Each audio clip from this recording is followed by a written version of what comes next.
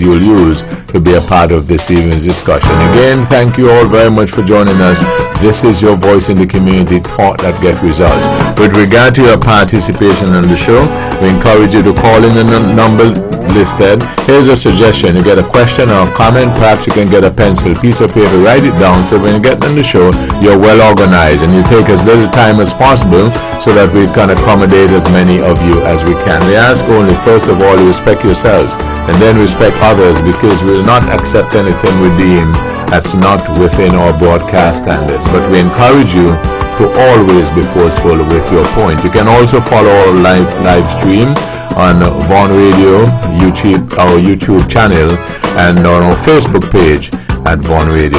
Thank you all for joining us again this evening. Conrad Nair Liebert, good evening. Good evening, Webbo, and a pleasant good evening to your staff here at Vaughan Radio, and to my colleague, Mr. Glendale Herbert, good evening, and to all my friends in the international circle, a pleasant good evening to everyone.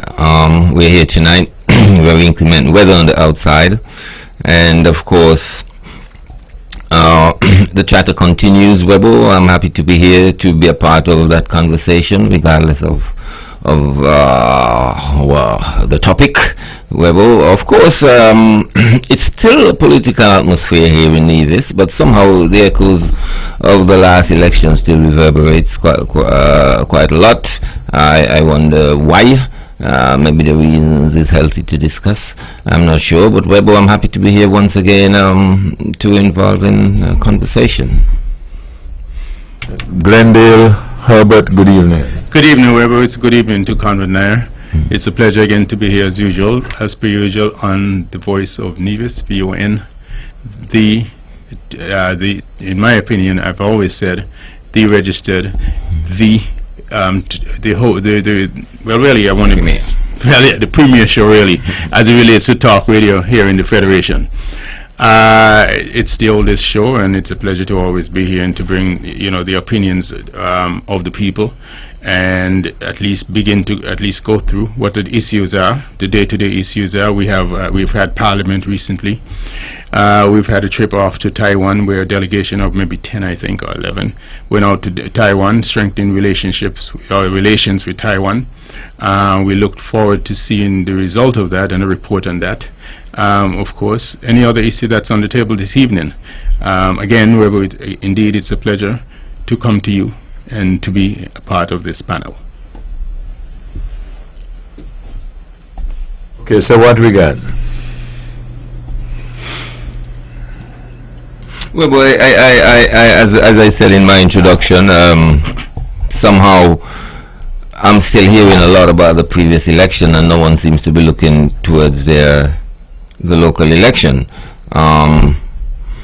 In my little mind, I'm thinking that I feel like it would be happening before Christmas. I ain't have any particular reason other than, some kind of campaign is on the way, and I'm wondering why delay until next year, really. Well, there's official rollout of a candidate. I've seen being advertised on the 12th, which is Saturday. The candidate for number 5, Nevis 5, which would be Latoya. Yes, by the CCM. So I imagine, that's part and parcel of what's upcoming in terms of the election you mentioned, Naya. It is due. Well, the last election was held in 2017, December, somewhere around December 17th or something like that. And they can go 3 months out beyond that, which is 90 days beyond that in terms of having the election. But more than, most governments don't like to go beyond that date. The date when it was last held, which sort of boxed into the 5 years. So the anticipation is that it will be called before that. The optics of it being called after that, it doesn't really, by traditional views and how people look at politics, they don't like, when you call election after the due date, so to speak, that due date is not looked upon very kindly, at least in terms of your confidence. But we shall see. So that's why everybody is predicting that it would be sometime shortly, sometimes in December. thereabout, or late November, December. Well, December based on where we are right now. So we're wait to see how that rolls out. Yeah, but I mean, is there any advantage holding it until next year? Holding it back until next year? I find, all that happened for the year. Maybe it's the best thing to close thing off and enter into the new year all set and ready to go. Well, you see, you hold it back until next year. One of the things you do is to give the opposition the opportunity to ready themselves more. They're readying themselves, and you give them more time to ready themselves. And but won't that give the island administration a chance to even ready themselves more if they feel they're ready? Well, between you and I, when you have the keys to election, meaning the bell, in your back pocket, you have more of a chance to be ready than the opposition. And if that is the thinking rather, it seems to me that it's always the advantage of the incumbents as opposed to the party that is contesting. And so I think the more time you give, particularly as the time gets closer and the opposition can begin to ready itself and begin to at least strategize it, that is why you don't want to go beyond the date, because it begins to put you a little bit on defense. That's just how I've often heard it. Being put out there from the so-called history in politics and the way. Well, I guess we'll just have to wait and see. It's not too much back and forth in terms of utterances about it coming from the island administration itself. I'm sure the NIP continue its campaign, but somehow the public does not. It seems to be a part of in that gear. As I said, we still hearing the reverberation from the previous election, and because it still remains quite unsettled in people's mind. The outcome of it, I suppose. I often opine, and I've often said that we just have too many elections, and we just have to, I think the people get tired after a while, election overload. And that's why I said before the Christmas might just be a better feel, right? Entering into the new year with a political chaos. I think the islands have, and like everywhere else, have lost a lot of time because of the pandemic, economic reasons and so forth. And I think with no hesitation or even doubt, or of any sort, especially political doubt, one would like to enter into the new year with quite a settled arrangement going forward. I mean, for us, local people, and for anyone who have interest in the islands. Again, we would, I guess we would like that.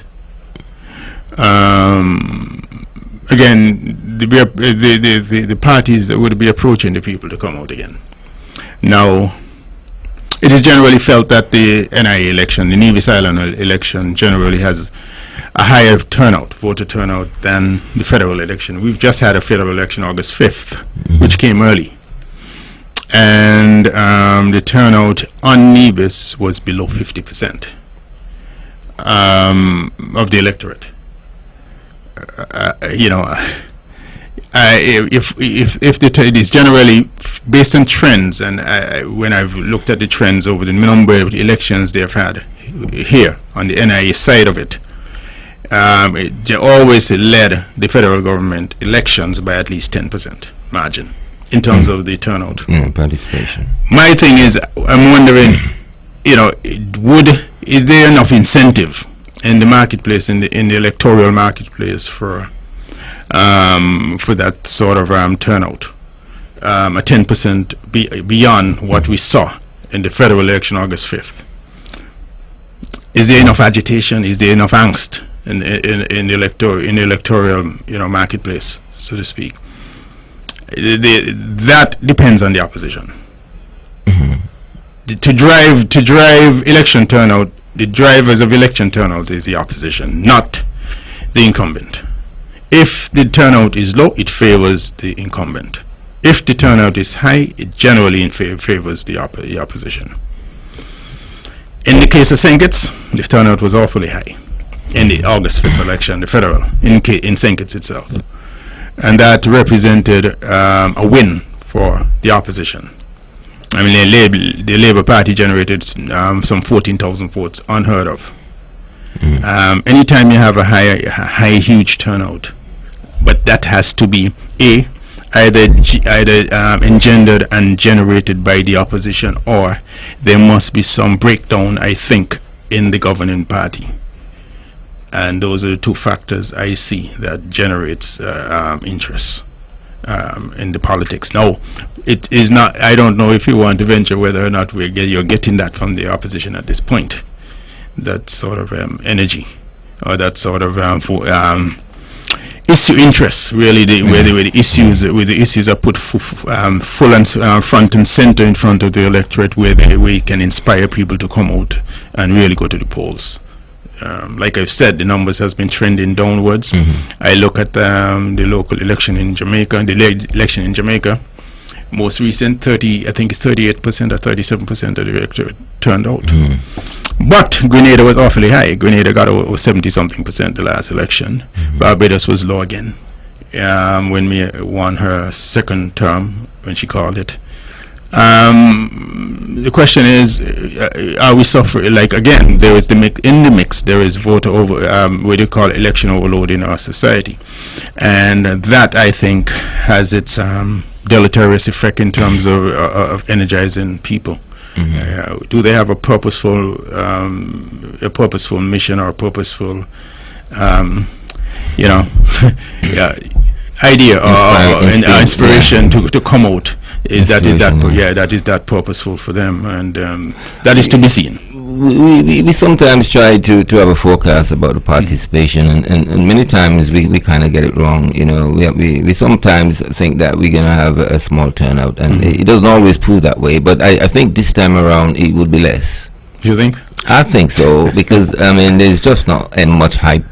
I think the people, yes, are overloaded with the election. I mean, the last one did not really, make us feel the way we like to feel about the election, I suppose, in a general sense. And I believe individuals that find themselves between a kind of rock and a hard place, really. I'm not totally satisfied, but still not probably not convinced about their choices. Not convinced, not convinced about the choices. There's a lack of confidence in the alternative. For I suppose various reasons. How long these reasons should stay alive? Now you hit the nail on the head. For people to make a switch, I always tell people that you can't unseat somebody with nobody. And I don't mean it in any sort of castigating way or anything. But you basically, you're saying the people has to feel that there is an alternative, and a credible alternative, and that's basically what you're trying to say. Yes, and certainly. That can replace those who are in office. Certainly. And that is correct. You cannot do it. You cannot beat somebody with nobody. And so those who are on the outside who are vying for office has to make themselves into somebody and appear to be the body. Give me a chance, and that has to be sold. It's on them to sell it. The point is, but it's not as if there aren't questions out there in the voter marketplace, meaning out there amongst the people, the electorate. Oh yes. And angst among the and areas of dissatisfaction. Areas of dissatisfaction exist there, but to make that transition and that leap, you must have the energy. The energy must be engendered. It has to come through. People have to feel that level of confidence, I think, and that's where you close the deal, and that's where the conundrum sits in my mind, as it relates to whether or not there will be any change. there must be that overwhelming force. Yeah. There's that overwhelming, upset. Right. The people must be driven beyond, right. That point that they existed, a few years ago, I suppose. Whether that would happen or not, I suppose we gotta wait and see. There's still time. I mean, and if we probably go into next year, anything can happen. But the longer our government stay in, the more you can say about a government. Yes, that's the point I was making earlier. Yeah. You give the opposition enough time and to attack. And again, like I say, I always say, politics is about energy, and wherever the energy is going is where the issue going to win. Energy meaning that how you bring your campaign, and you can feel it.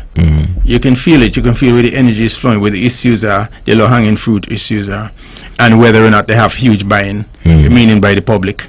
And if those issues have buy-in by the public, and you will see it by the crowd, you will see it by the interests, And if you're falling flat, then you're not making the headway that you need to be making. So it's about, to me, that's what it's all about. I mean, I just recall a conversation I had about a week ago. I come across some youngsters in a shop, and they were like, they all over me, man, because I'd be on the radio too, and you're one of them too, and I'm saying, give me a break, and they're going on bad, in a kind of fun kind of way, expressing certain dissatisfaction, as people does, and they make me laugh because they're going on so bad. But you know what? And you know what? At the end of all this, you know what they say? But Naya, the problem is, I don't have a choice. You're right. And here you go again. You hit it, and there you go. You hit it again. The guys went on so bad. if you got to change normally come from the young people. Meaning in terms of politics, in terms of when you change governments, it doesn't come from the people who are middle class or setting in terms of voter. They've voted already and continue to vote.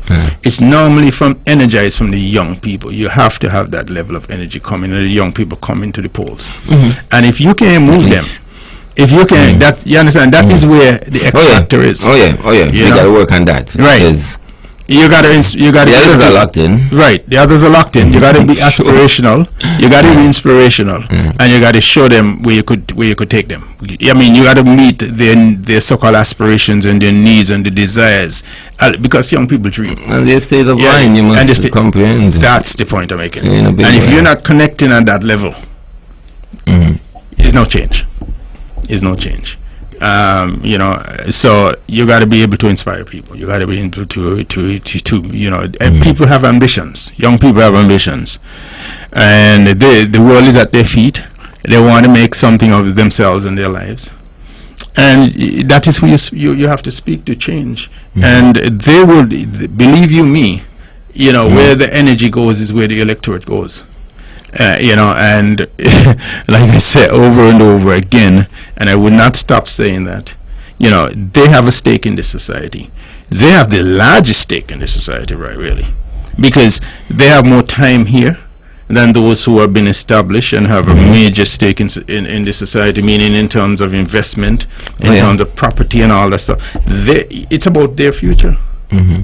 You see, and if you can get buy-in on them, then you begin to close the deal. I think. Yes, and that's where the hard work lies. Yeah. Because the young people, some of them doesn't have that political interest. No, they don't. But at the same time, yes, they're ambitious and they want to have opportunities. But now it's not about them having political interest, I'm not knocking you. It's not about them having the political interest. It's about them having a stake in the country. Let's forget the politics. It's about showing them a way where they can have a future. It's about showing them a way where they can have an opportunity, to thrive, and where they can grow into something other than being in a corner and other than being and doing illicit, anything that's illicit. It's just showing them a way that they can do something that is credible and is honest and earnest at the same time, and at the same time they can etch out a piece, a stake in the country. And if you can register that sort of thought in their mind and register that as a possibility, and show them a path and a roadmap to it, and you can provide or you can give that. I think you're onto something. Absent of that, you know, I don't think if you know in the game of politics, you ain't saying nothing. You know, there's no resonance you're gonna get for, you know, you're not gonna get any purchase on your ideas unless you're connecting with those people. Do you find the electorate in Nevis is a bit more difficult to mobilize in a sense? Do you find there seems to be less of an interest in these days in the general politics? Nevis politics. I agree with you. I grew up we grew up. You know, you too. I would say also, and of course, Webbo. We grew up in a time of agitation in Nevis. We grew up through secession at all costs era. We grew up at a time when people came out, they felt they were doing something for a stake, that they were they were trying to get a stake in the country. They were trying to get a future in this country. And people were energized for that, you know. With the hopes and the aspiration where they can get piece of land by virtue of the fact that they can go to the Bank of Nevis or whatever the case is, and they can get a loan and they can get a stake in the country was something important to people. Opportunities are always important, and like I said, if you're vacuous, meaning if you're not selling anything of meaning, you know, to a public, you know, you're not gonna get any purchase. You know, you're not gonna get any buying, you know, from the public. People are just like, okay, apathy goes on again. You know, voter apathy. You know, the interest lurks. But we came from that agitative stage, and I don't believe if you can go into politics unless you're agitated. I do not believe you're not saying anything, because I'll say one thing. If you want to create politics, in my mind, politics is about movement. And that's where the energy comes from, movement. You have to be able to create a movement, something higher than the politics, the body politic itself. An idea that's bigger than the body. It's only that the fact that you need a politician to carry it out in terms of policy, setting the policy once you get in office. But you have to get the body politic. It's outside the body politics. The ideas must be aspirational and big and strong and connect with people. And you know that. In the absence of that, ain't nothing happening. Nothing happening in the next election. Do you think in these little society, the more progressive the country is, the more politically stimulated the people are? The more progressive, as opposed to quite a dormant place where not much progress is being made. People tend to get weary, frustrated, and lack. Well, you know, agitation is change. Agitation is a prescription to change. Agitation bring change. Yeah. Correct. And if you don't have agitation, you don't have growth. You know, we stay in a malaise, a position of malaise. We stay in a position of, is that atrophy or inertia? In physics, I think that's what you do. Inertia, you're really not moving forward or backwards. You know, Newton's laws of of force. And you know, if you're in a position of inertia, you're not bringing about change or agitation. You know, in any, and I'm not saying agitation has to be like you're going to upturn the country or whatever the case is. That's not what it's about. It's about changing the direction of how things are going. And that is, agitation. That's the kind of agitation I'm talking about. Reaction. And if you're not bringing ideas to the fore, serious ideas to the fore, credible ideas to the fore, and how to, you not just criticize. You got to be solution oriented. You know, you have to be able to produce solution and bring out solution that is sellable and viable and that makes sense. It has a sense of credibility where people say, man, that makes sense. This can work, and you show the people how it works. Absent of that, I just don't see change. And you're talking about, progress and, being progressive. That to me, absent of agitation, we can't grow. Nobody can grow. Absent, so it doesn't. Do you think this is a feature we should kind and suppress here in Nevis? Because I don't think we're very responsive here. I don't think. I just don't think anybody's been agitative enough. Yeah, I don't think. We're very quite dormant. Yeah. And then there's an idea right out here, and I don't. You and I, everybody hears about it the day in day out. It's about the money. Yes, money is the mother's milk of politics, and I've often said that you can't run politics without money. But there's something that beats money, and I've seen candidates and people with money get beaten. Right? If you have a idea, and if you're aspirational, inspiring, and you're movement oriented. I see Obama, I see Hillary Clinton, and I've seen it over and over. I'm just using that as an example. Obama, because he was a first timer, but he was so aspirational and inspirational that people who were in wheelchairs and lockbound, they could study lines for hours just to make that X. And people would do what they got to do, if they believe this guy could make a difference. Right, and not only that, people need to feel that they have a stake in society.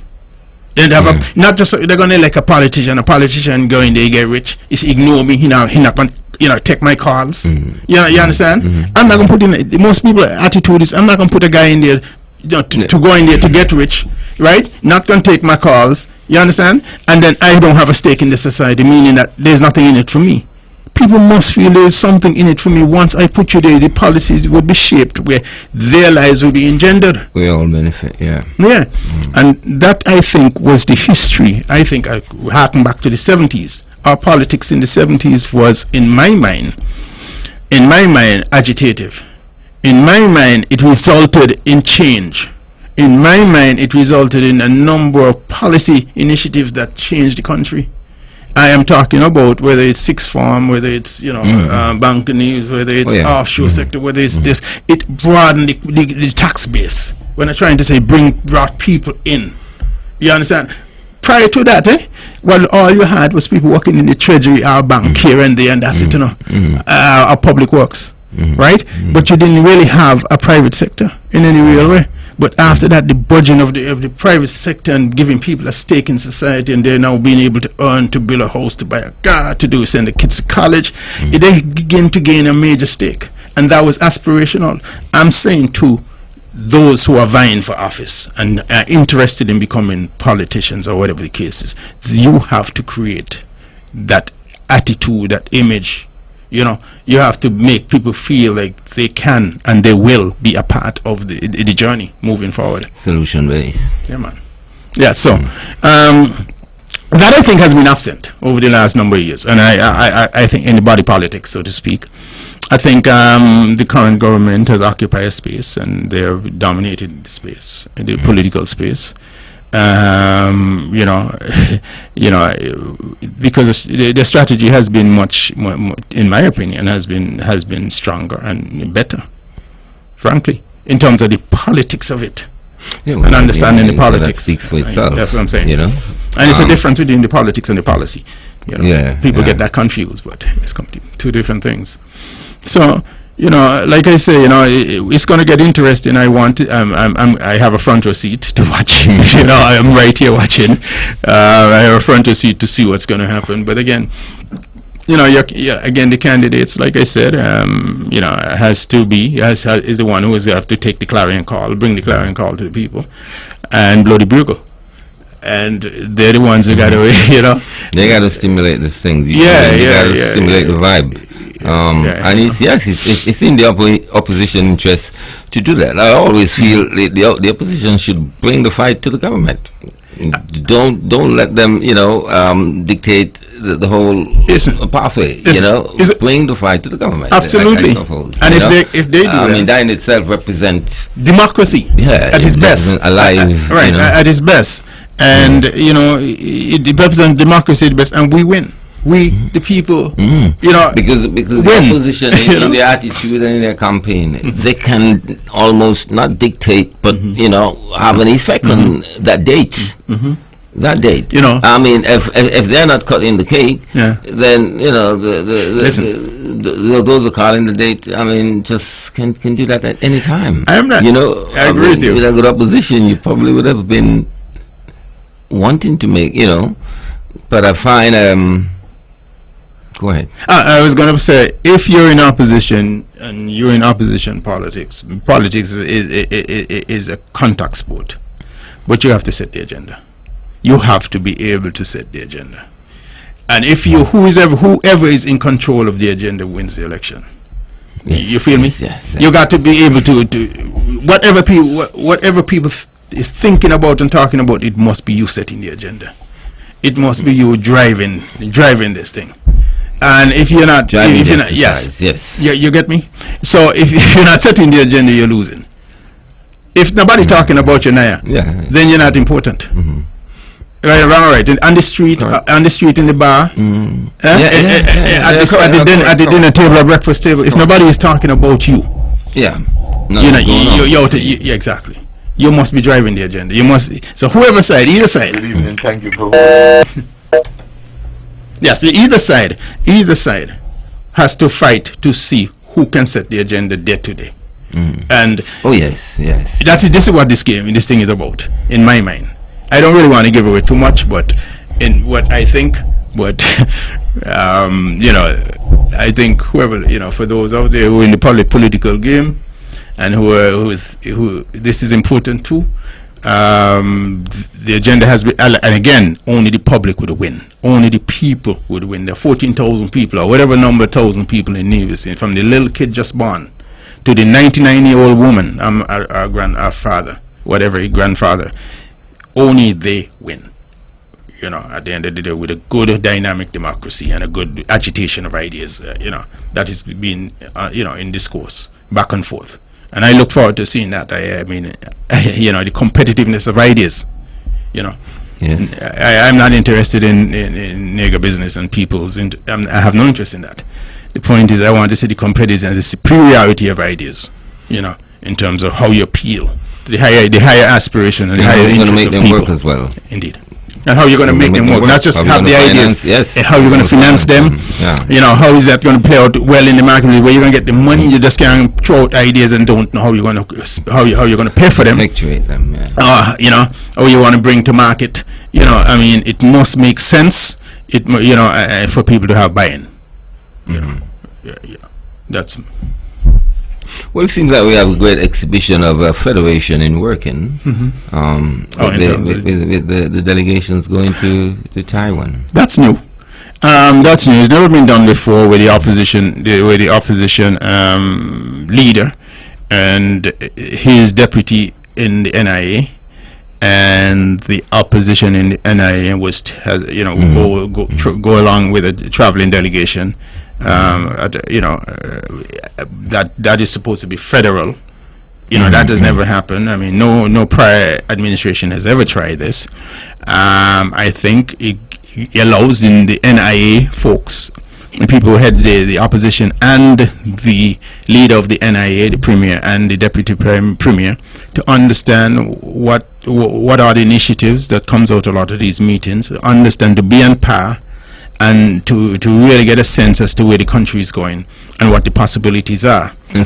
Yes, to be fully fair, because a lot of times in the past, the Navajan contingents or the Navajan caucus in the Federal House and the NIA would be seemingly locked out, and would say they were locked out, and they don't understand, they don't know anything what goes on at the federal level. This is, to me, is a good thing. I commend Dr. Drew and that initiative. I hope to see this go, moving forward. More of this, is incorporated in the governance structure as we move forward. It's going to get interesting though, because I hope this don't fall apart as the parliamentarian process goes forward, because there must be opposition in Parliament. And I keep saying that, and I hope we, as grown people, we put aside our differences. Of course, people have to proffer their ideas, and people have to at least contest ideas and question policy, question policy initiative put out by the government in the opposition. And some things that are dear to the proponent's heart may get a little bit frustrated, and I hope this doesn't peter out. I think this ought to be something that going forward, in the interests of the larger interests and the greater good of the construct, the federal construct, St. Kitts and Nevis, and that ought to be, what's going on now ought to be continued. I think it's a good initiative. Well, I think so myself. I have to tip my hat to Dr. Drew in extending his hand to the people across the waters And as the Federation obviously strive to do more business, improve increase relations, but do more business also with the Taiwanese. You know, I think recently there was a trade show in Senkis run by the Taiwanese, where they exhibited a lot of their products, and their services and so forth. You know, and you know they're very much high tech oriented. Correct. You know, and so it looks as if that they will be marketing. You know, we'll have access to their product, and we obviously might see policies that make it easy for us to exchange, economic exchange, and buy their products. You know? I think one of the things should be a byproduct of a lot of these, sort of whatever you call these, foreign relations meetings. And that sort of thing. Let's take this. Good evening. Thank you for holding. Good evening, Mr. Webbo. Yeah, I'm listening to the show, and it's a very interesting one. But I just want to say, well, with the federal election and the assembly, we realize that the Labour, they formed the government. But, I mean, it's a kind of a typical situation. I mean, the Nevis politicians, they are sitting on the opposition, but they are technically a part of the Federal Assembly. I don't know how many people would have viewed this or understand that, but they are technically a part of the Federal Assembly. They are not, you know, because of the situation they're sitting where they are, but they are part of the Federal Assembly. You know. And one of the things I want to say, I'm listening to the show, and over the years, yeah, I'm a strong NRP, and I remember some years ago, one person branded me. He's a hard NRP, you know, and be careful with him. But what happened over the years? I supported NRP, and I believe everybody in me has supported NRP. But one of the stern NRP and the very hard NRP member who rallied behind, you know, a whole lot. I remember one time he said, Nevis could never get secession, not over me dead body. And so that changed my opinion in terms of supporting NRP. First of all, since 1992, I never voted for NRP because I believe that NRP had betrayed Nevis, because back then everybody was rallying behind NRP because we hear secession at all costs, secession at all costs. And when you were here, one of the stern members who rallied hard, and I know, I want to tell you that he had army men who were surrounding his house every night. And he said one time, Nevis could never get secession, not over me dead body. I mean, this was a blow to me. I mean, you know. And from that time, I decided, no, I can never support NRP because they have betrayed Nevis. That is my portion. Okay, thank you. Well, that has happened before with the NRP, and everybody knows that the whole of Nevis supported NRP from the 80s. And the quest for secession was all that Nevis people, I mean, wanted to hear. NRP, as I said before, here on this program, was split into in 1983 when half decided to go into independence with Sinkits, and there was others who thought we should not have gone. I, for one, feel like the path was laid and everything was paved for us to go into independence, but also to separate thereafter, by activating the 113 clause. And I think Dr. Daniel did experience some difficulties going forward with members of his cabinet between 1983 up to 1992, and I think that was a drawback to the whole secession move. But I've heard what the caller said before, and it's a matter of public opinion and the way they feel about this idea for secession, and how some of those who was proponent of it really at one point seems to can't even mention the word, really, and that is betrayal to that political consciousness of Nevis people. You see now, you're spot on there again. 1983, the expectations of Nevisians were that they were going to secession. They formed a coalition government in 1980, yes. with PAM, but they campaigned then prior for secession. Yes. Of course, PAM pushed Dr. Simmons then between 80 and 83 began to push for independence. NRP was in the coalition then. By the time they got to England, based on what my reading and the whole facts, by the time they got to England, of course, Simeon Daniel then was the leader of the NRP, all going in 1980, all the way into 1983 then. His wisdom, remember Nevis had a local council then. There was no government. There was no NIA. There were no permanent secretaries. There were no structure, governmental structure in Nevis. There were no history of that. There were no experienced people. And that only came about in 1983. And so they scrambled around. He said, look, if I go into independence, I don't have a structure, governmental structure in place, public sector in place. So he did that. So he needed the time to build out that. An administration. Remember, nobody had experience. Yes. And being a permanent secretary of public works, health, whatever, finance, all that sort of thing. And, he needed the time to do that. And also the infrastructure, the country's hard infrastructure was in dire need of some sort of building. Yeah. Whether it's water, whether it's power supply, roads, and the rest, the roads network and all that.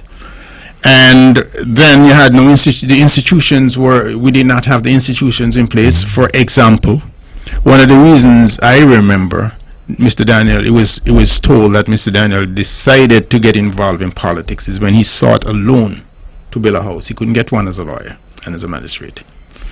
The only resident bank in Nevis then was the cooperative bank, but of course, it was this, So he decided, look, we need any country, and any new country must have a reserve bank. When I say a reserve bank, not in the classic sense of what a true reserve bank is, but a bank of note where you can go to and get for developmental reasons, whether it's National Bank in the case of St. Kitts Nevis now, or the Bank of Nevis then. So his idea to build out the Bank of Nevis, which is a grand idea, a good idea. And right now, matter of fact, right now, the NIA is a major stakeholder in the Bank of Nevis. It never used to be, right? But the point is, as a bank that you can go to and raise capital. You needed that for the private sector. And then land reform, he needed to do land reform. Because remember, a lot of people live in their parents' home. The teachers and what have you, afford them the ability to buy a piece of land and to get money from the bank without collateral. So these people were able to go and get monies to buy lands because they just had a job.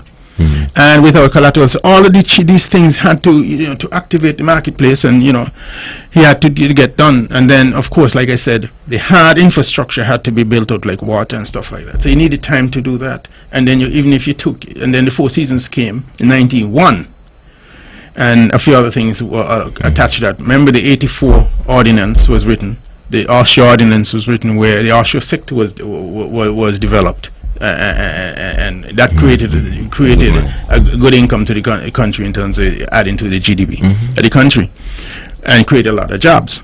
So all of these things was beginning to broaden out what's the tax base of the country. And by 1991, the Four Seasons came, which was hiring up 700 plus people alone. And then that's only in direct employment, but all the ancillaries that are attached to that and how it affects and people, the services and supporters of the Four Seasons product, like agriculture people and all this sort of thing. It all spin-offs was exponential. He thought by 91 he's ready to call for secession. I think in 91 on the convention, it was in 92. He asked for at the NRP convention. He asked the party. He said he's ready to go for secession. He said that to the party, and to his disappointment, a number of the members of the party rejected it, and that was the downward spiral then of the NRP, because he bolted from the NRP. He didn't even campaign in 92 election in any really effective way. He didn't go around and campaign. He did enough. Of course, he felt he did enough, but he did not go down the campaign trail in the sort of way and sell what he had done for the country. He's the man who was running every constituency, and he was one in every constituency. Yes. He ran and he didn't do it, and he lost the election in 92. After all that they did it. And there goes the whole pie in the sky secession issue. Poof! Right there. Because the party went in a different direction. The NRP, that is, in 1991-92 convention. Simeon then had no interest beyond that. He resented the party and some of the members at that point, and he left and never supported it. So that is where the party broke down. So I mean, the party has been trying, has moved forward since 92. I mean, ebbing from election to election, it hasn't had a great record in terms of winning, stellar record in terms of winning. But like I said, we need a strong opposition in the country, and it only bodes well for the populace, the people. And and I would encourage the party to continue to build, and any opposition there is in the country to continue to build, because again, the people benefits. And like I said, agitation forces the other side to come up better and to be better at what they do, or what they purport to want to do. So I would encourage the opposition, the oppositions, to pull themselves together and begin to look like they're ready to do battle. Yeah, the people must see them as worthwhile, worthy individuals for them to put their trust in. It doesn't make no sense to remove a party, and then your expectation of the incoming parties is not well founded. In terms of what they can do. I think Nevis is as such at this point in time. We can do it a good opposition. I am not saying that the NRP the NRP is improving, I must say, but they are just solely by the people, and I'm not one who would say the people are foolish. I'm not one who would say the electorate are foolish. I will be one who say that the party have not impact on the people to give them that level of hope so that they can decide in their favor. And over time that might change, but apart from the situation in the 1990s where a lot of people felt heartbroken about the NRP, I think going forward in 2000 and between 2006 and 2015, I think they have done great injustice to the name brand. Yes, and one of the biggest mistakes then that the opposition made, the NRP then, the biggest mistake I thought the party would have made is when the call for secession in 1997-98 by the CCM Van Zamri then. And when he called it, the calculus was bad in terms of how the NRP handled that issue. And I'm just being really honest. You cannot ever find yourself against the people. In politics, you cannot find yourself in opposition. Or you got to go with the wave wherever the people's sentiments are. Because listen, the people carry you. You can't. your ideas must be in sync with the wave of the country. That's what I say, it's all You about understand? people. Right. So, I mean, if you know the country had 99% or 90 whatever percent was in favor of an idea, you cannot go against it. You understand? You must show that you have a level of enthusiasm for it. And that idea alone, when the CCM put it forward on the Van Zamri, stole so many people from NRP who went over, who are secessionists, who just went and vote for CCM for the first time, and many of them never came back. The wave never came back. And that is where, when a people swing like that, it's very difficult to get them back. And that is where I think they're really, not just 91, 92 election, but that 98 election referendum, really was the nail in the coffin at that point, at that juncture in history. And you're not getting on the right side of the people. You got to be on the right, because you're not greater than the people. You just have to be able to reflect the aspirations of the people. That's That's the point I've been making. Reflect the aspiration. Exactly. It's not even about leading the people. No, they know where they want to go. The people don't know where they want to go. The people know where they want to go. Every young child in this country know they want the aspirant. They know they want a great job. They know they want an opportunity. They know they want this in their lives. Right? Growing up, they may not be able. Let me get this. Good evening. Thank you for holding. Good evening. Thank you for holding. Yes, good evening. I'll try back again. And this is where, this present NRP, administration, they need to come now to the people of Levis and make an apology and tell them, look, those in the past, they didn't work with the leader to bring about what they set out to do. They need to admit that something went wrong, and now come out to and tell us as division. No, we are prepared to change that and to follow the path of the ancestors.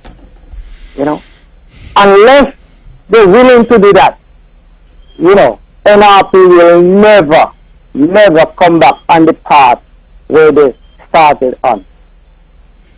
Thank you.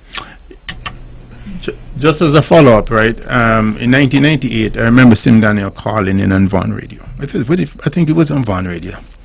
Yes, and Let's Talk. This very sure, I think it was. Yes.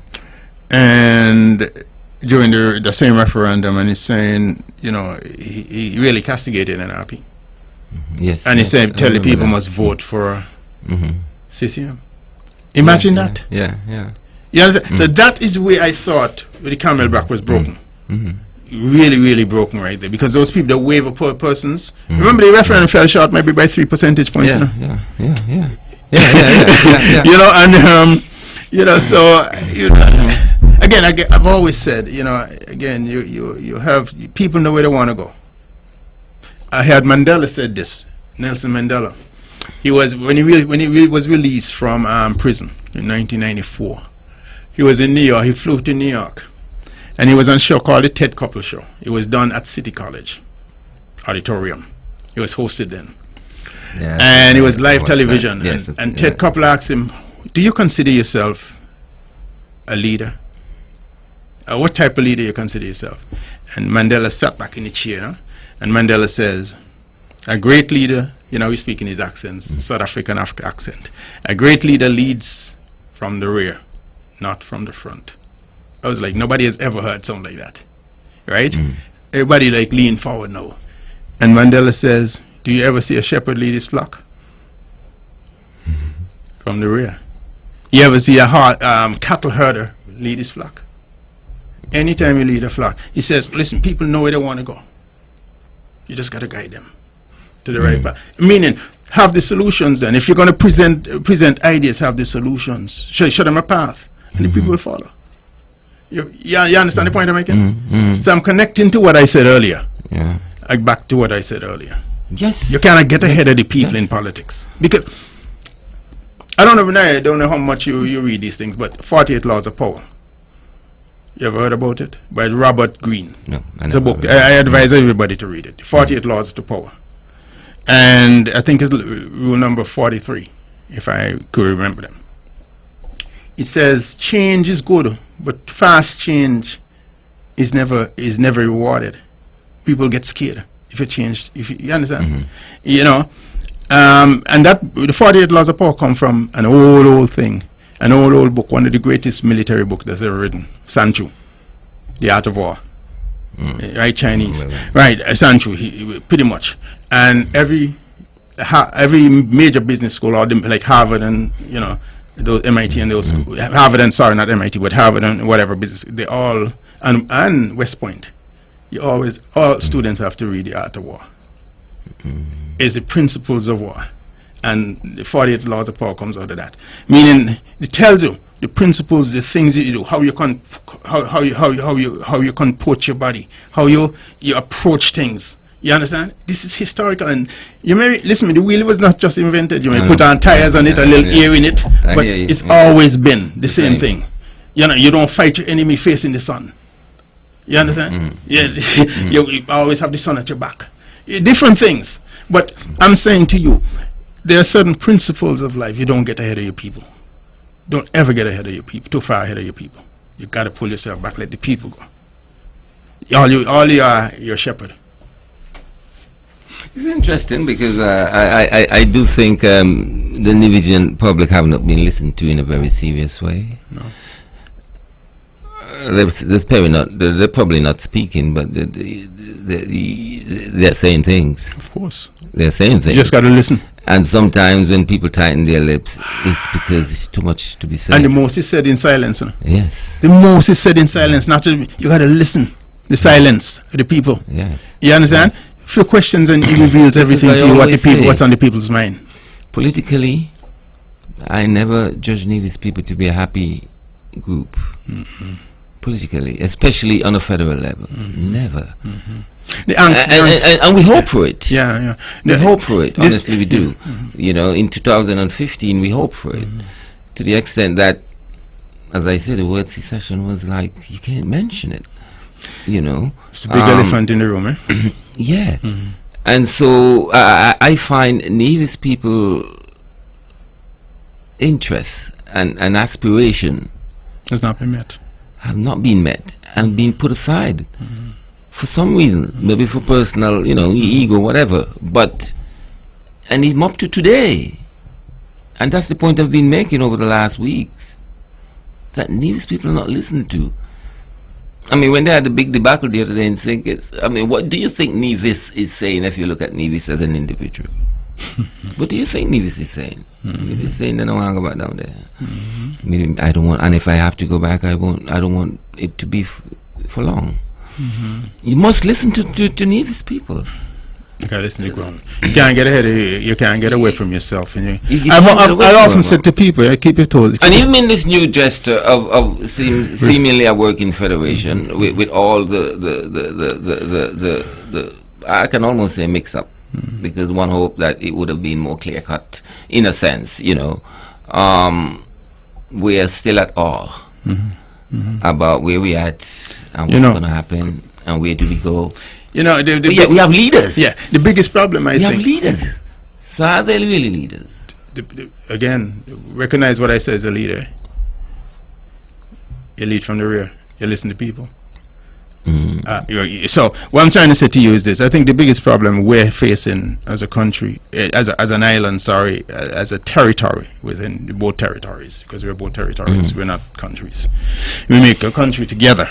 But I think the biggest this territory faces, is problem is the constitutional construct, which is was not meant rather to be the way yes, right. After 40 years, it should have been dealt with within the first 10 years, and it put the Nevis end of it at a disadvantage at every turn, just to be, and that is the big gorilla in the room that nobody speaks about, and what is there, and it's vexing. And when anything happens, we feel we feel the brunt of it. Here, at least the Nividian psyche people. And again, that's where the politics is. If you listen, that's where the politics is. If you're going to fight politics, that is where it is. You got to understand what the people are feeling, the sentiments of people. That's where the energy is. And no matter how you think people are young and new and everything else, if you're in a family and you were born into a family of 4, and you're young, you're 1 year of age, 2, 3, 4 years of age, you know when injustice is being dealt to you. Oh, yes. It doesn't matter if it happened 30 years ago, 45, 50 years ago, to a child who was born then. The child who born today know what injustice feels like. Yes. You understand? That is where energy is in politics. So I'm just merely saying to you, is tapping into what drives a campaign. You know, you got to be undecided people. Yes. I am not here to tell everybody to run the campaign. I am just saying You got to to be. you, you got to be undecided people. Seemingly so. Yeah. So that is where I think we are, and that is where I think the angst, the Nibijan, the underbelly or the subconscious Nibijan, meaning that the enthusiasm for the federal construct and being involved in the federal politic and all that sort of thing comes from the so-called angst or the so-called trepidation or whatever they have. Nibijans have. That is where that stems from, the inequities that they view that exists. You know, of course, if you look at it from the Kittitian mind to the Kittitian lens, he does not necessarily see them because it's not affecting him. His feet is not being squeezed. His foot is not in the shoe. The individual's foot is in the shoe, so he feels it. So he cries out for it. You understand? So there may seem to be a little bit of insensitivity from that incoming, but again, if you're going to politics is about representation, you got to represent your people. And all politics start at home. So if this is your home, Sandy Point is your home, you got to represent your people in Sandy Point. If Gingerland is your home, you got to represent you understand, and carry out the people's aspirations. And I think that's from a federal standpoint. So now going forward, I think one of the things that Joe and them has been saying, they want constitutional reform. There's 5 members on the opposition bench. How that dynamic play out with the 5 members of the opposition bench is going to be interesting to see. What's going to happen as it relates to how Tim is going to play in that that 5-member bunch. Sean would play his politics, in that 5-member bunch, and of course the 3 from Nevis will play their politics as it relates to what they want out from the federal construct. As it is, because they're not in government, they are in opposition. You understand? And Nevis there's some largest that comes from St. Kitts as a result of the federal government, Labour, the Labour-dominated federal government. Yes. These are just the practical, things of the politics. You understand? So, constitutional reform is going to take, or any other sort of major thing is going to take, I call them tectonic changes in our construct. That's going to has to be resulted from a supermajority support, meaning at least 8 or 9 members supporting, 8 or 9 members support, whatever that supermajority represents, and how the 6 and 3, you got it. But then you're on the opposition bench, you have to have collegiality, you have to be able to move things together. Are you going to move as a team? All this sort of thing. It's a chess game. So it's a chess game, and that's where we are. But then again, you're there to represent the people.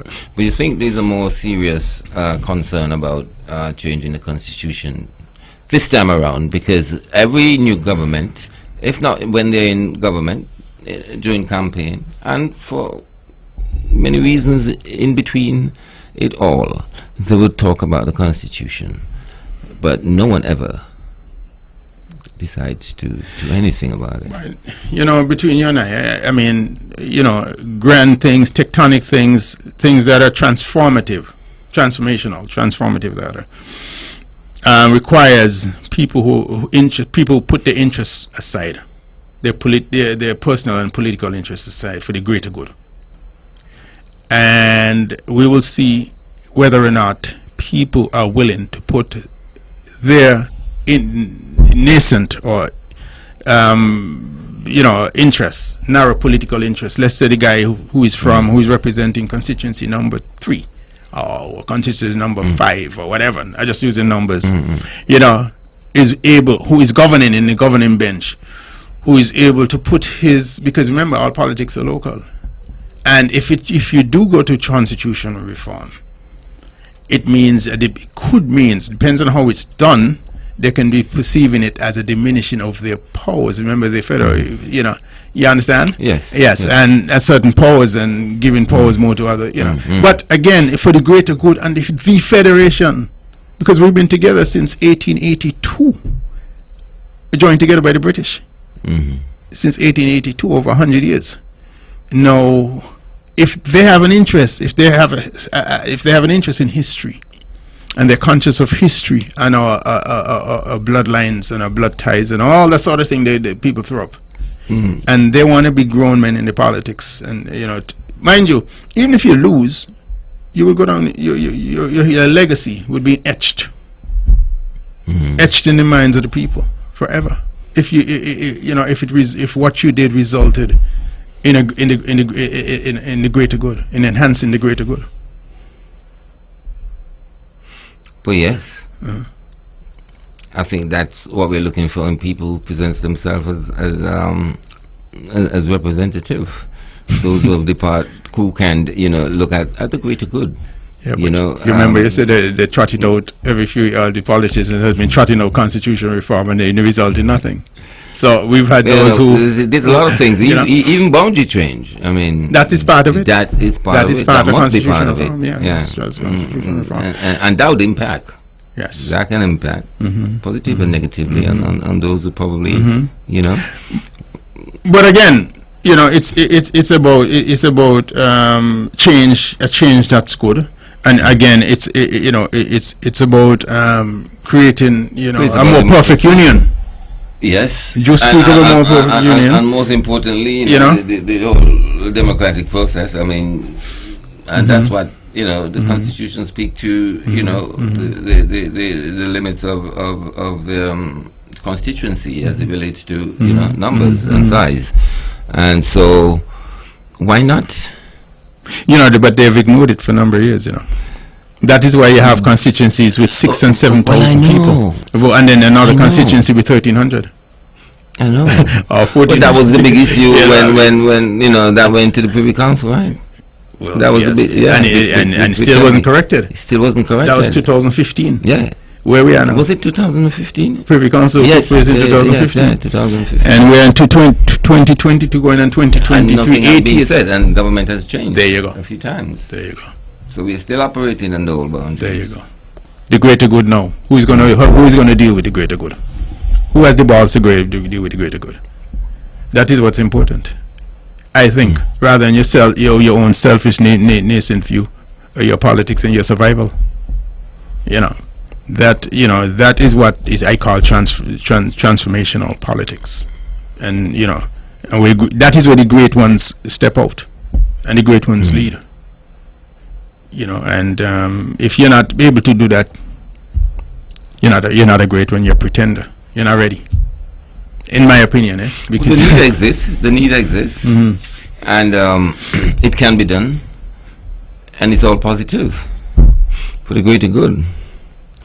I mean, so why not? I think Dr. Jew probably is the man to do it. He seems to have a more unifying approach to it all. It's a big problem. To me, not to be skeptic here, but his approach is quite that umbrella type, and it looks like I wouldn't question the relevance of the Allen administration, but I think he can really reduce, and I'm not sure if I'm using the right word, but he can really cast that net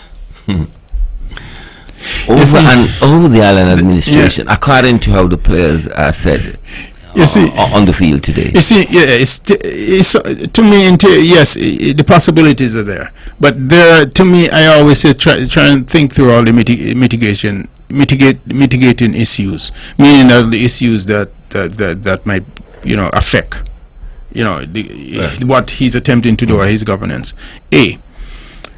if the Constitution is not dealt with, in terms of constitutional reform, electoral reform, and that sort of thing is not dealt with. Let's take geothermal. Let's assume we move forward with it, and it's able to be built out, and all that sort of thing is able to be done. Right? Now,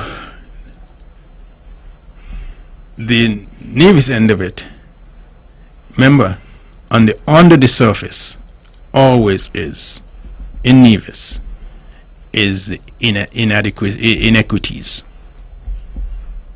Yeah. Remember that.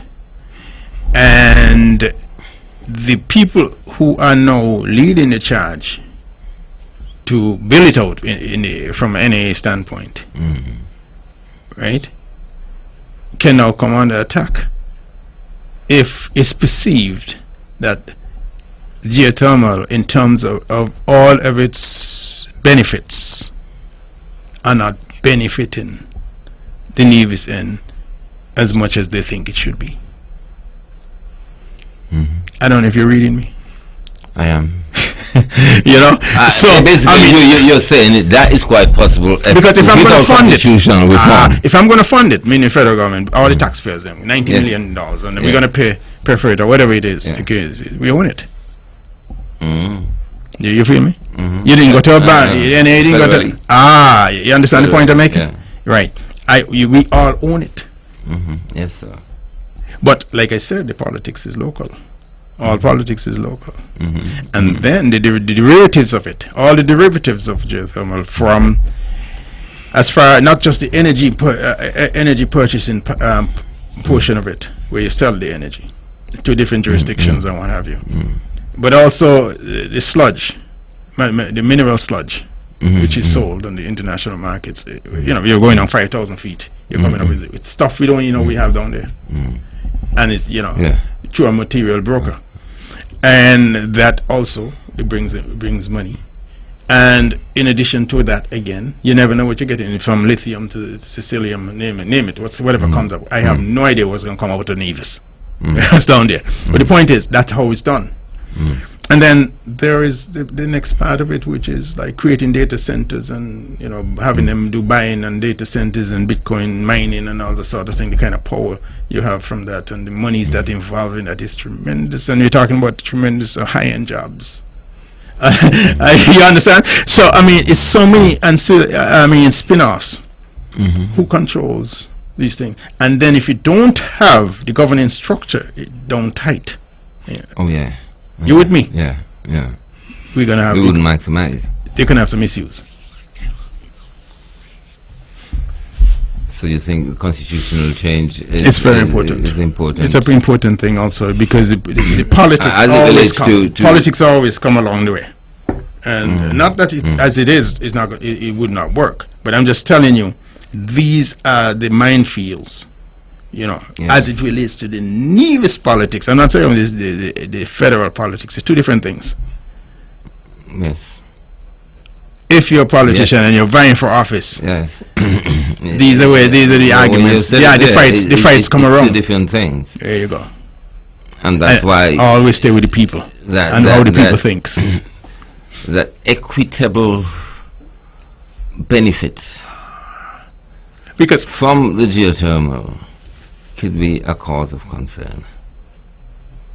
It's going to change. It's going to transform the whole country, because we're not now just a tourist-based country, high-end tourist-based country, territory, Nevis, and St. Kitts also. It will transform the whole St. Kitts Nevis. In terms of, because even if you just started with a 10 megawatt turbine, you can always. It is said that we have up to 400 megawatts below the earth here.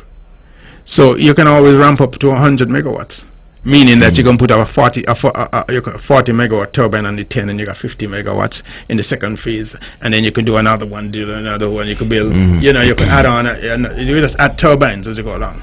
And then you can build up, let's say 100, 150, 200 megawatts, but you're selling power beyond, you know, your shows which they're speaking about. But it's a game changer, period. Yeah. You know, it's a big game changer. You know, in terms of in terms of a job marketplace. In terms of, I'm gonna give you an example. Costa Rica, I think, did geothermal, and they did like 300 and something megawatt plants. I think that's what it was, if I remember clearly. And Intel went in there and created something like 2,300 jobs. Intel, every computer, every phone, whatever it is, every piece of computer has an Intel chip in it. And they went in there. These are all high-end jobs. When I say high-end jobs, high-paying jobs. You know, it changes the whole marketplace. And we're not talking, you know, that's just one thing. We're not talking data centers. We're not talking about now the cryptocurrency or the Bitcoin mining and stuff, which needs a lot of power and reliable power, and that sort of thing. So beautiful. Yeah. So it's a good thing that in your administration and thinkers have decided to work with the Nevis end. Correct. As opposed to trying to start a new drilling campaign over there. I agree. No, that's not going to work. It's not there. Okay.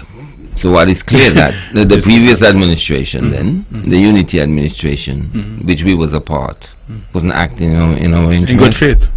It didn't seem they were acting in good faith. It was a more obstructionist, as it relates to the Nevis question. Yes. They weren't acting in good faith. Listen, if you're a federal administration, why are you going to say you're going to seek out geothermal and think it's when you know very well there's no history of that?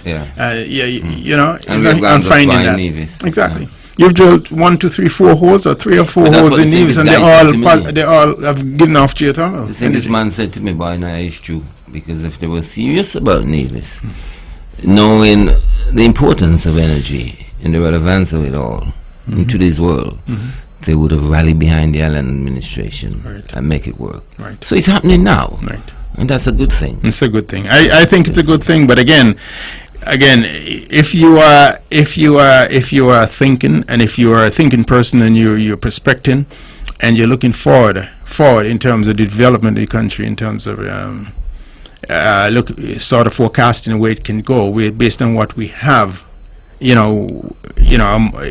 terms of our arsenal, in terms of you would have to think of all the permutations. And and I'm just giving you some of the political permutations as it relates to going forward here on the island of Nevis, and not in St. Kitts necessarily as it relates to these issues, geothermal issues. If the political issues are not settled, governance issues are not settled, it gives the opportunity for an opposition to attack.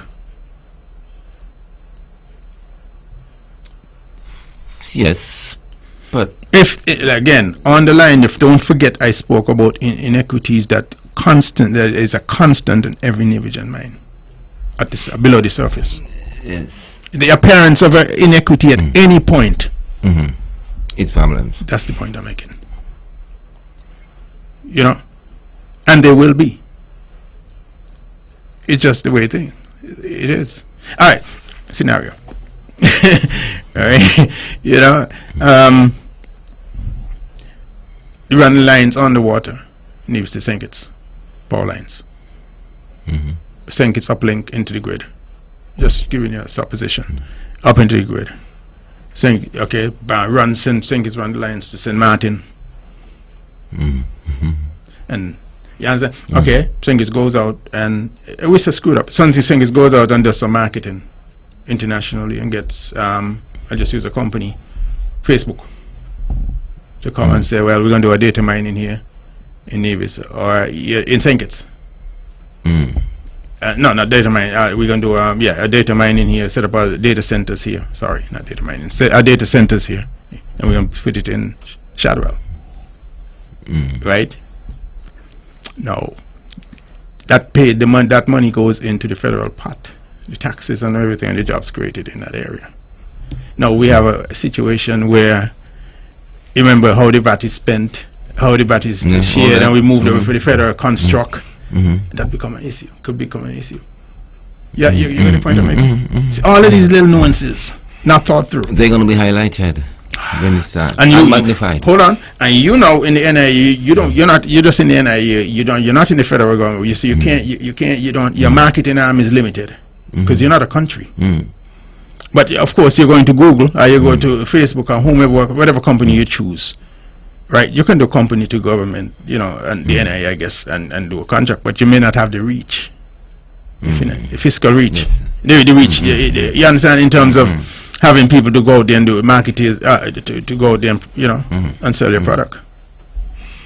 Like, let's say the federal government will have, from a government point of view. That's the point I'm making. So you're gonna to attract investors. The big guns. Okay, another. So structure is important. Again, here's another one.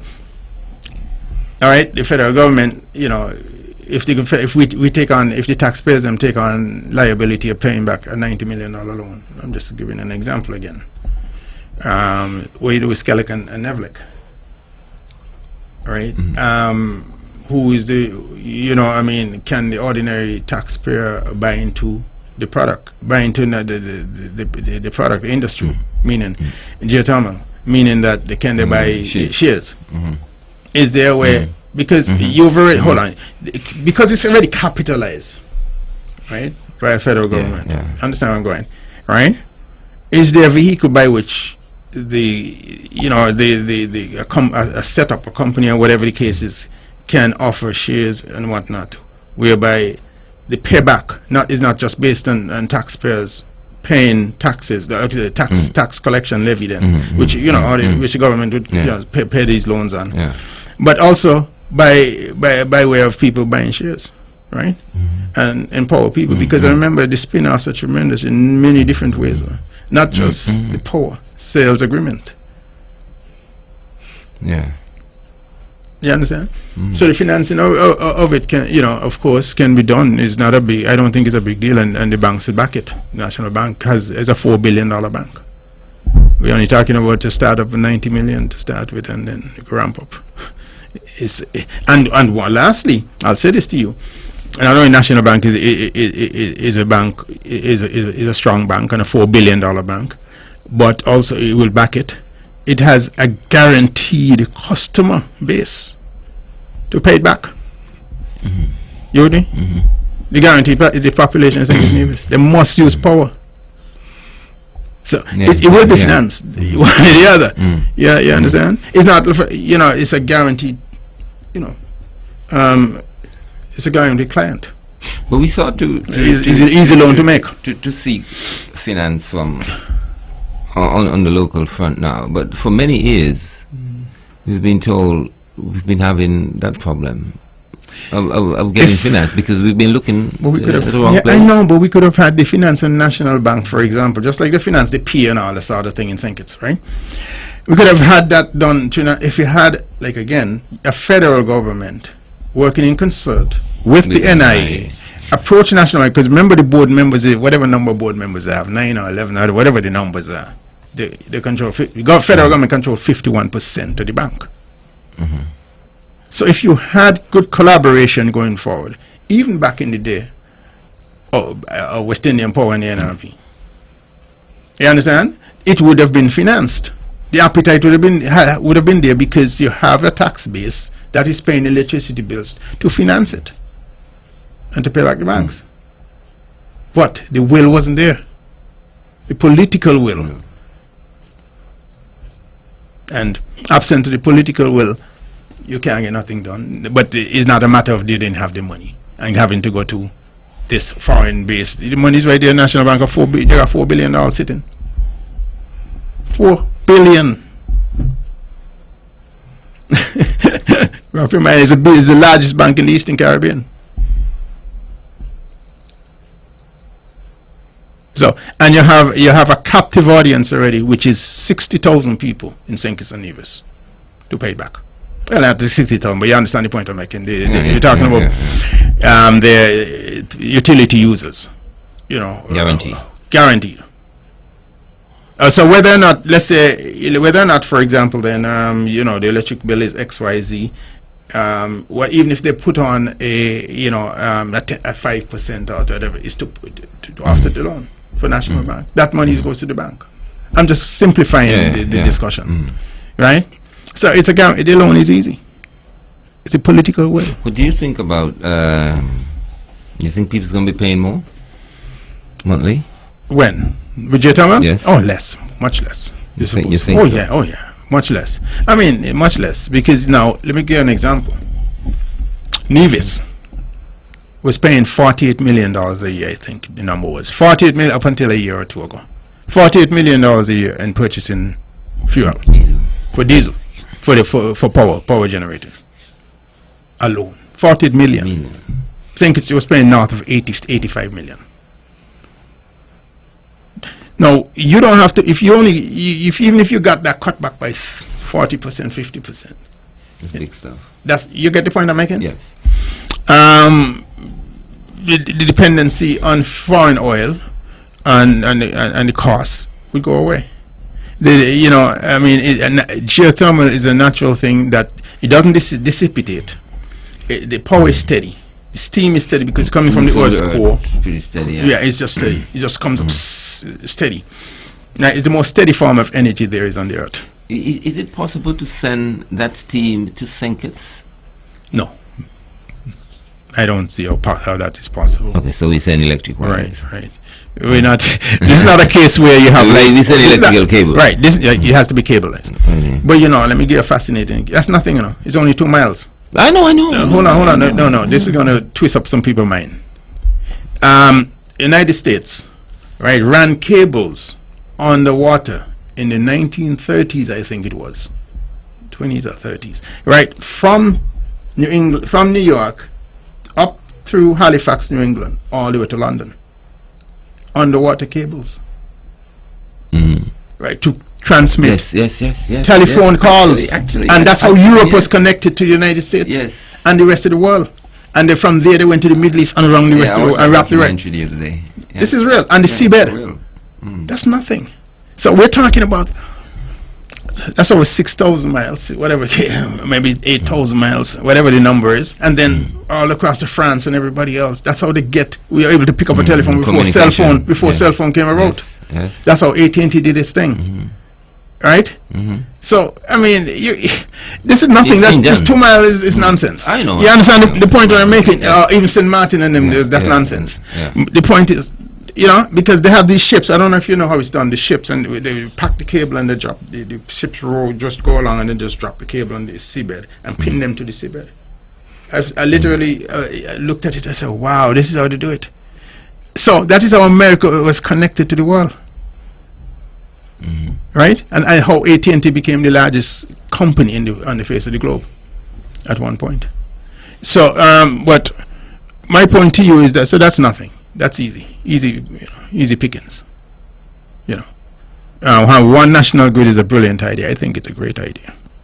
But again, there are so many permutations to all this. So basically, there's great optimism about the geothermal now, because recently a lot of people don't understand it. That's recently, when we hear the word, we shoops, local parlance, because it's been kicked around so much. By so many people. Well, you're wondering now. Let me give an example. You heard, for example, I would hear some politicians say, we approach the Exim Bank command. Listen, that's not possible.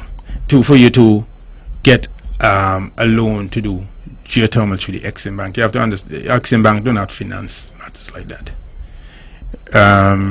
It has to be what's called OPEC, overseas private. Let's take this. Good evening. Thank you for holding. Hello. Good evening, Webbo. Yes. Good evening to Glenn and good evening to Naya. Good evening. Good evening. Very interesting. Let's talk program. We need to do this. We need to do something more like this a bit more often, Webbo.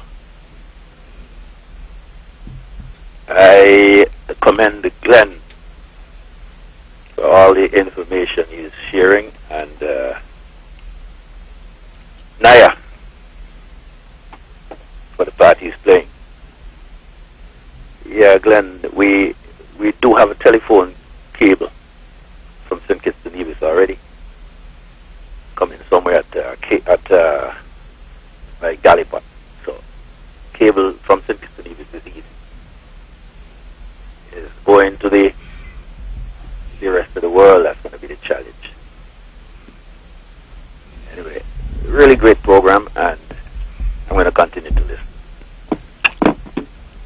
I was saying the Exim Bank. It's not necessary. You don't approach the Exim Bank. You're not a country, first of all, and second, meaning the territory in US. And second, you would have to, if you were a country, if the country federal government was to approach, it has to be. You don't approach the Exim Bank. It's OPEC. It's the only United States bank would offer my funding for something like this. Overseas Private Investment Corporation. 2 banks the United States has that does foreign policy deals. Exim Bank and OPEC. And OPEC basically, let's say for in Guyana with ExxonMobil, right? The drilling of oil. ExxonMobil goes in the funding comes from OPEC. Overseas investment private, billions of dollars to do this, but it's all wrapped up in foreign policy against Venezuela, right? So they go and they drill in what's called the Lizard territories, the Northwest Territories of Guyana, which is right next to the dispute with Venezuela, but where the oil is, and they drill and they can go on they can go down, shaft mining and cross. What kind of mining they call it now? You go down and you go cross, and they can suck the oil from Venezuela. But the point what I'm making is, when you do deals like that, United States companies has to take on these deals, right? And the United States government would fund it, and you understand, behind the companies, giving them the front funding, and of course they pay out the United States, right? But the Exim Bank works different. The Exim Bank, on the other hand, works, for example, if you want, let's say, 50 jets, fighter jets, F-30s or F-20s, whatever the name, right? 150 jets. They'll give it to Saudi Arabia, right, as a deal to Boeing, from Boeing or whomever the case is, and Boeing's the fund, right? That's how the Exim Bank works. But they don't work in terms of development deals. That's Policy. OPEC does that. Overseas Investment Corporation, private corporation. So, anyway, we have a $4 billion bank, and that is the Bank of Reserve in St. Kitts Nevis. Our Bank of Reserve, that we can call our Bank of Reserve, and the bank that does deals, and the bank that changes lives in the country, meaning in terms of economic development. If you're on housing or what, that's the Bank of Reserve, for us. Like I said, the Bank of Nevis would have been the Bank of Reserve in the Sim Daniel vernacular, the way he looked at it. So we have a great opportunity now. It's, the board of the bank would support it. The federal government is 51% in charge of the bank. They make the decision, and if it's a done deal, it's a done deal.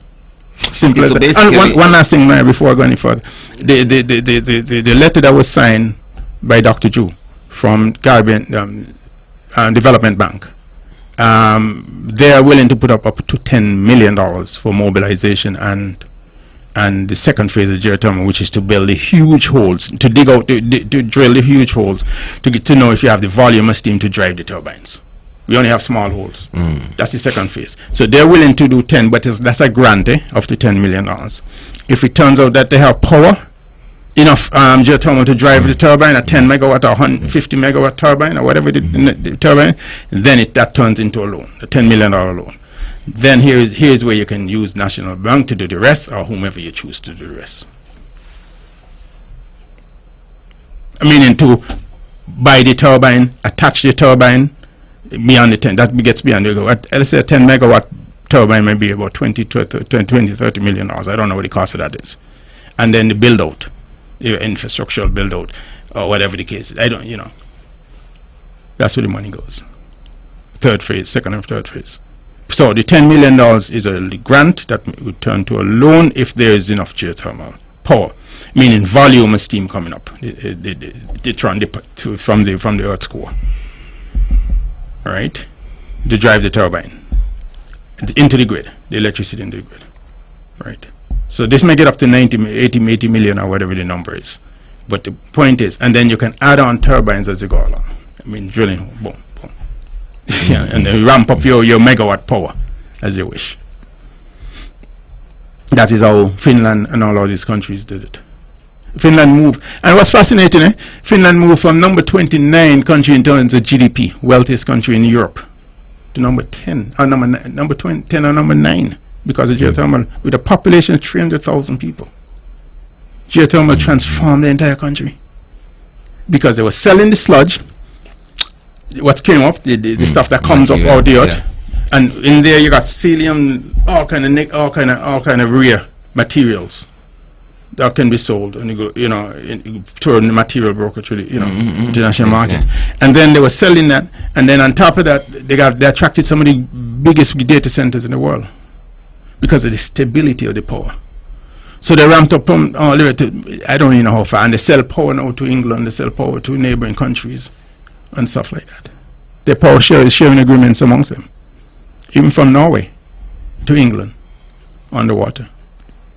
So, I mean, we're in an enviable position, like I said, but the politics is going to drive a lot of things on, in the nearest end of it.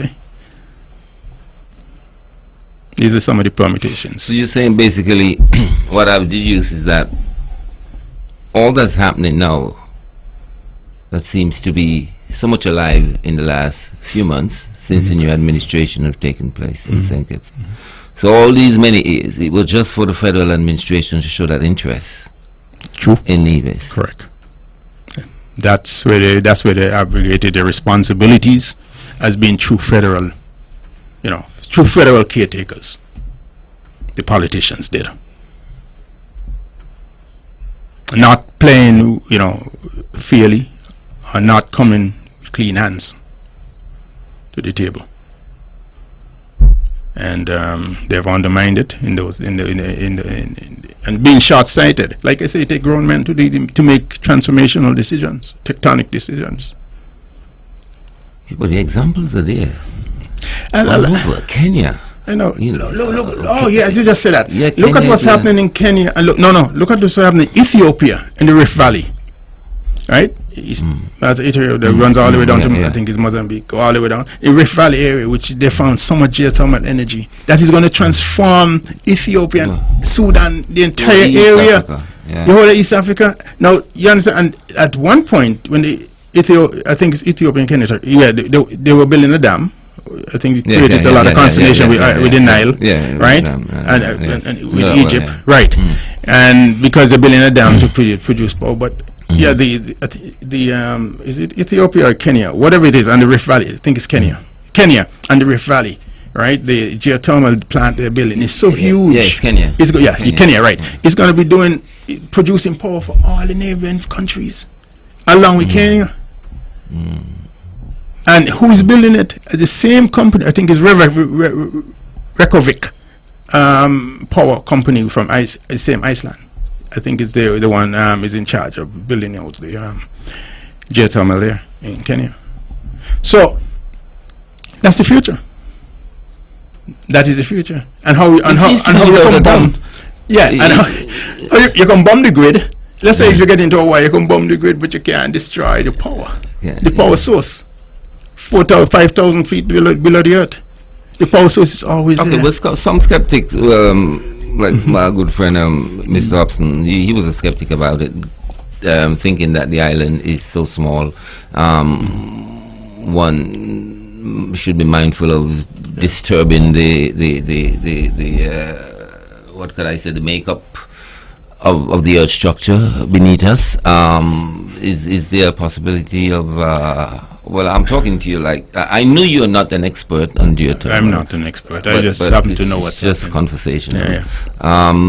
Any side effects in terms of? I've never read any. I've never read or come across any side effects anywhere in the world.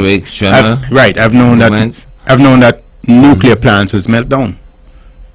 But have okay. Let me get this. Good evening. Thank you for holding. Hello. Good evening. I'm here listening, and the information is mind-boggling.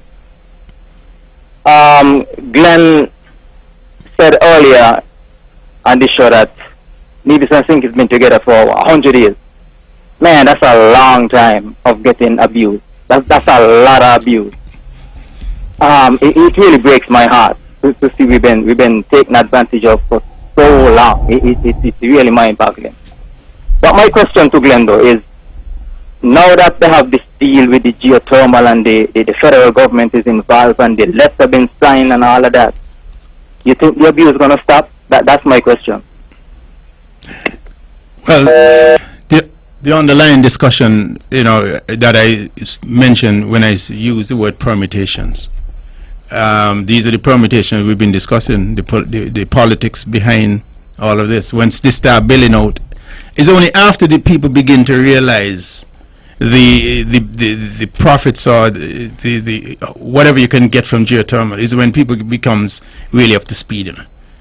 So people are not thinking about all the political permutation without a stable political structure behind all this, where you understand the roles of each party and you understand how the monies are being going. Proportion. You understand? That is where the politics start playing out in Nevis. Because opposition politics will always come, no matter who in power. If I'm in power, you in power, and Webbo in power, whoever party in power, it doesn't matter. They will always see some opposition is good. And because opposition is good and it benefits the people, people will cry out if they're not happy. And there's always been a vexing question in Nevis as to inequities. That ain't going away. Since 1882, Nevians has been struggling with St. and the fight has been carried on all the way to this, all the way to the 101 year, 100 whatever years it's been. 1882, 100 years. So that's not going to change. It's for the politician and the policy people to begin to look around the corner and see, well, okay, really understand the product and how they're going to use the product to the benefits of the people in Nevis. Not excluding the people of St. Kitts. But, like I said, they have more access reach in St. Kitts through the federal government than you, globally. Yes. You understand? Yes. And so that role will be played more, right. And the finance. Remember, Geothermal is producing Nevis, but it's in St. Kitts just like Nevis. Yes. Because it's in the grid. Yes. And if once it's in the grid, the access is there. It's not because you produce it in Nevis, is it absence in Nevis, because you have the plant in Nevis. That don't mean, the plant don't mean nothing at that point. So serious structures will have to be put in place, and you're forecasting that it's constitutional. I think. To a certain extent. To avert a lot of these, to avert a lot of these arguments and a lot of the vexing, issues that could come. Because with money come issues, and we haven't even straightened out of that issue, and how much this and who's supposed to take what, and we got to. These things has to be either gazetted or whatever you call that, and looked at seriously. I'm just saying. I'm just talking gazetted. They exist, but people just don't. And they do what they want. They do what they want. Politicians do what they want. So, government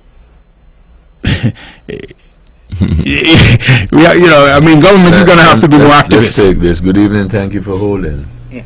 Can I ask a question? I would like to know very much. Who is controlling crime here in Nevis? Is it the criminal or the police? Would you be able to answer that? That's a good question. Who? The police are supposed to be responsible for keeping their eyes out for the crime. But you ask a good question, because we realize we've seen things change around across the Caribbean, Mm-hmm. See, in Jamaica, the criminals run, and it looks like if we don't be very careful, right in our own backyard, we might see that type of thing start happening, because we look at them as a powerhouse within themselves, and I am not sure if the social programs or whatever is in place to deal with this possibility. But I mean, when people are going to make threats based on the fact that they are not paid an amount, an allowance, to stop being criminals, it's worrying. Well, we're not the first country to pay criminals to go quiet. Countries do that all the time as a policy. It's been done. Exactly. The United States do it, and with other countries when crime is out of control. Our crime rate, murder rate rather, went down. Significantly. Has gone down significantly, and I'm proud of that. I mean, the money is to show that the purchase was good, in my opinion. If you have to buy if you have to buy the piece, you have to buy the piece. People buy peace in wars. When wars are between countries, they buy off the peace by giving this amount of land or giving this amount of territory and whatnot, or spend millions of dollars. So the thing is, I'm saying to you now, it's not a novel idea that the peace is bought in our country. It's not a novel idea at all. But is it a novel idea or novel reality that the criminals are threatening to break up the peace?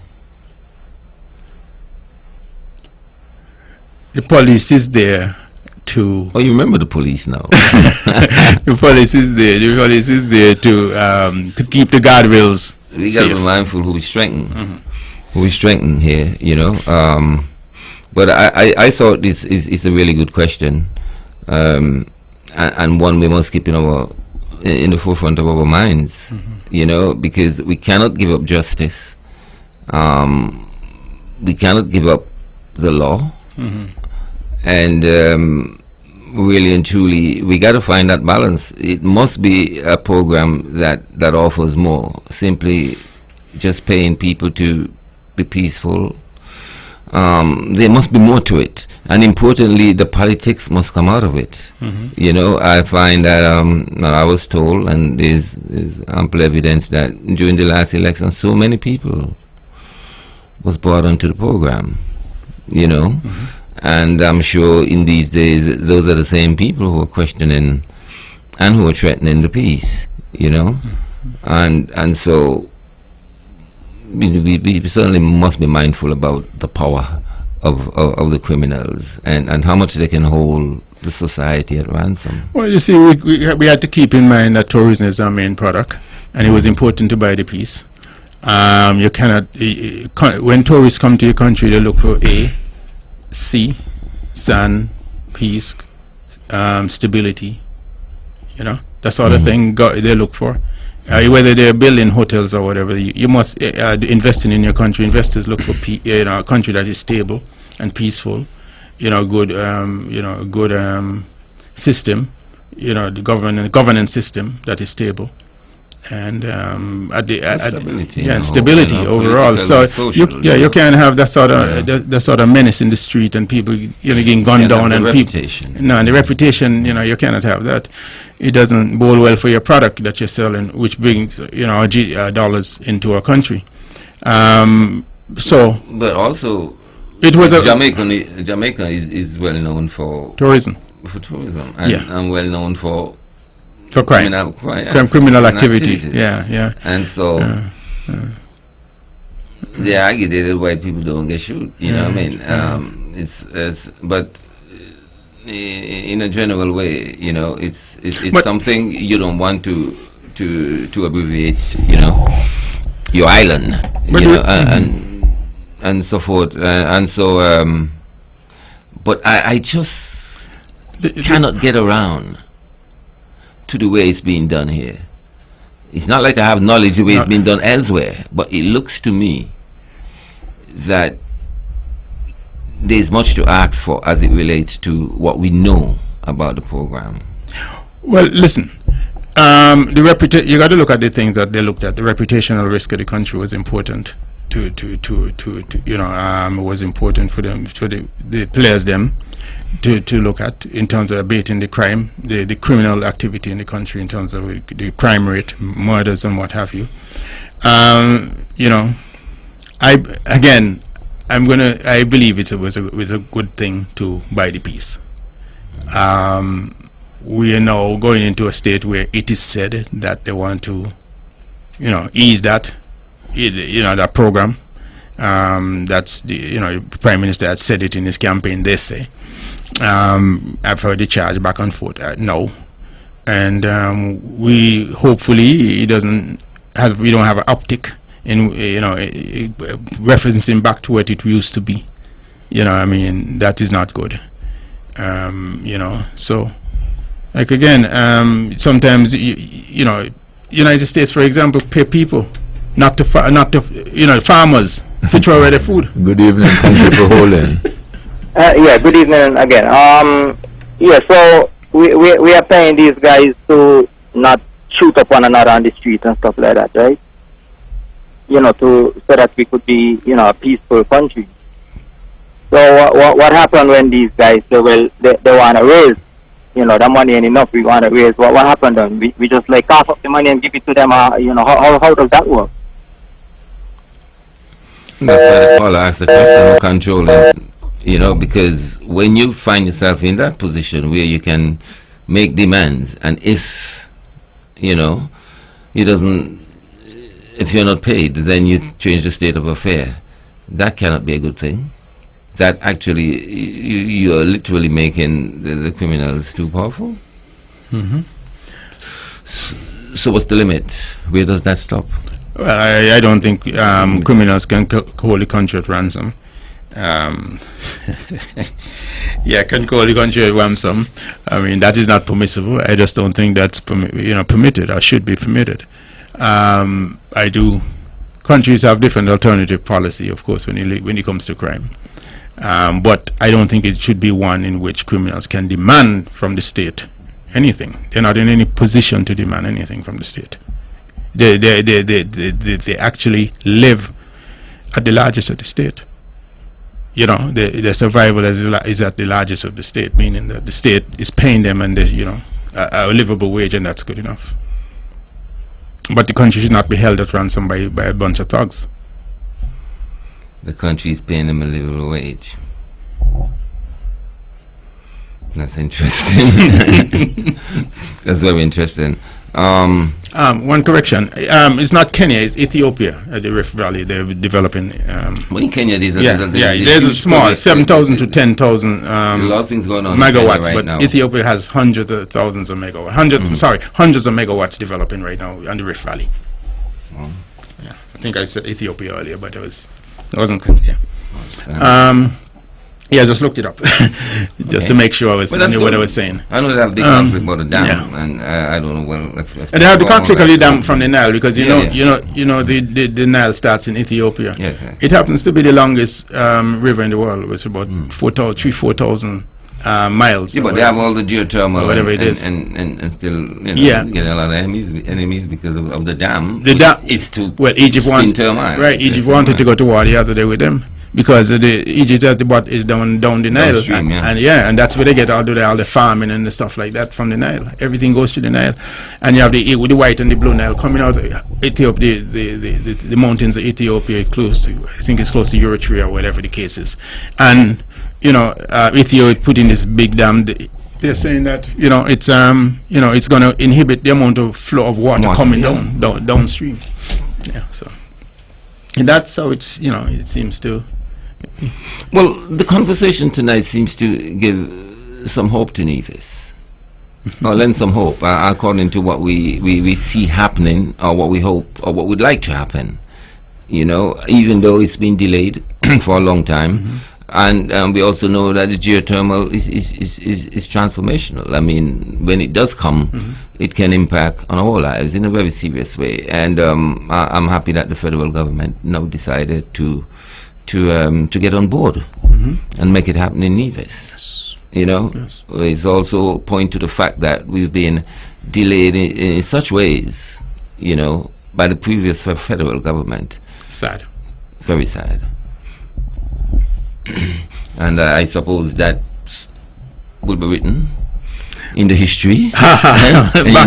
Yes, back to the history. Back to the history. Yeah. When you have grown men, who cannot take the bull by the horn and think beyond their own. Yeah, for the greater good. They're relegated in history as nothing compared to those who make change and affect people's lives in a positive way. Make bold decisions. Forget your political position and whatever the case is. It's beyond you and me. And remember, you got to roll with the people. Always. Always. With the pace of the people. Yeah. Don't get ahead of them.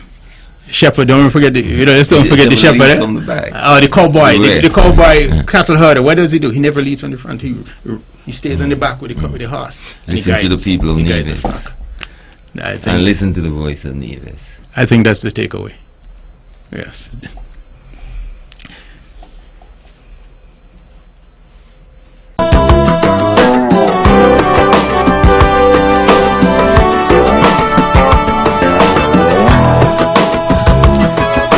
This program repeats tomorrow at 10 o'clock following the VON News Minute.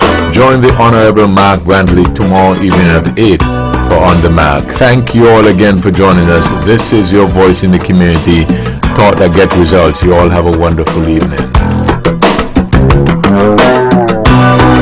The views and opinions expressed on the preceding program were solely those of the participants and do not necessarily reflect the views of Nevis Broadcasting Company Limited or its advertiser.